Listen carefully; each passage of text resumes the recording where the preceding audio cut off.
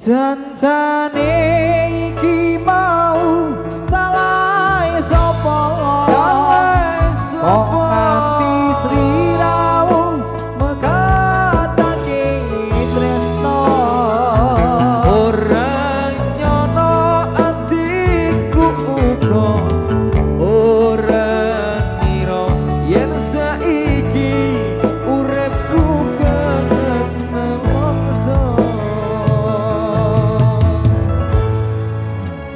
yen kelingan marang sliramu wong ayu kaya